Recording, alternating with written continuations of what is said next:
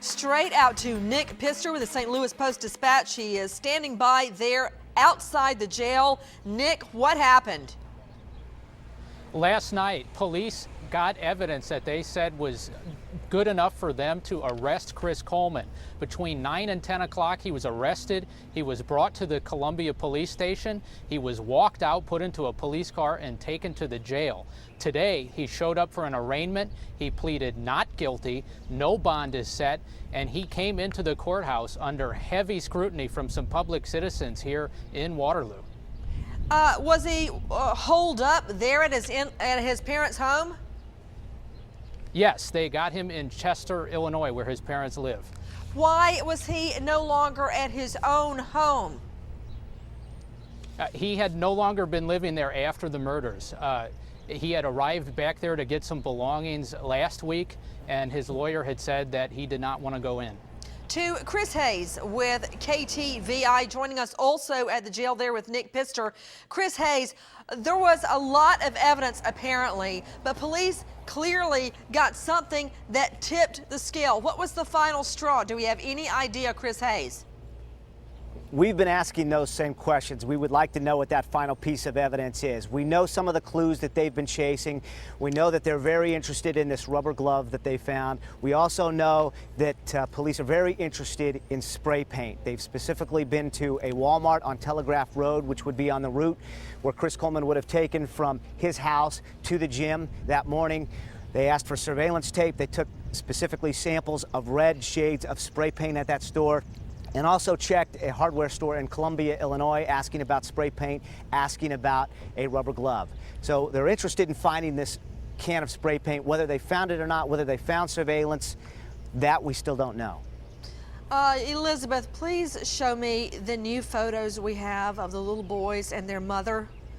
I want to thank Sherry's family for giving us these photos.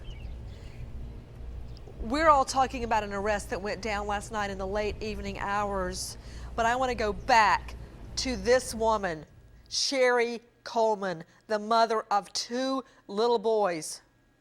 There they are, 9 and 11 years old, 3rd and 5th grades. Look at them.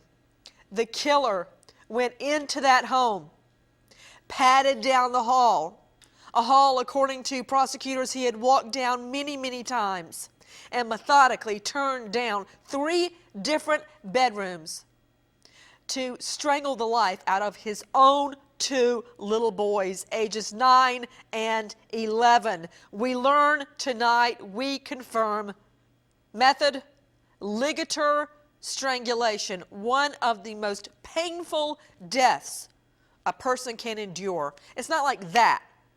You see your killer most often. You feel your death. I want to go out to Major Jeff Connor, Deputy Commander of the Major Case Squad of Greater St. Louis. Major, thank you for being with us tonight. Tell me your reaction to the arrest. We're just happy that this has come to this type of conclusion. We felt for several days that we knew who was responsible for this crime, and we're just glad that it came to an end and that we were able to place this suspect under custody. Major Connor, did you have the defendant, the suspect, under surveillance this entire time? No, not necessarily under surveillance the entire time. Did you know where he was at all times?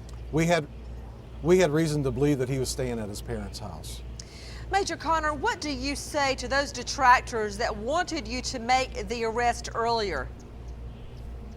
We're just satisfied that we have a solid case, and sometimes things don't go as quick as you or somebody else may want it to be, but we are very satisfied with this case, and we're just happy for this type of conclusion. Major, I had to learn that the hard way as a prosecutor. You have to wait till the right moment, or you could ruin the entire case. It could all go down the tubes because of your rash decision. One hasty decision can ruin a case. We are taking your calls live to Lori in Pennsylvania. Hi, Lori. Hey, Nancy, I think you're the best. Lori, thank you very much, and thank you for calling in. What's your question, dear? Is this man eligible for the death penalty? I'm sorry, someone's in my ear. Repeat question. Is he eligible for the death penalty? He absolutely is eligible for the death penalty. Now, let me remind you that a couple of governors, both who are facing their own legal problems, have put a moratorium on the death penalty in that jurisdiction. But that does not mean, Lori, that the state is stopped from seeking it. Right now, there's a moratorium on implementing the death penalty, but I predict that moratorium is going to be lifted. Straight out to Ellie Josted, our chief editorial producer. Ellie, the aggravating circumstances in that jurisdiction that could lead the state to seek the death penalty are what? Number one, more than one victim. 3 victims in this case. Another obvious one, a victim under 12 years old. A third factor that could apply, cold, calculated, and premeditated.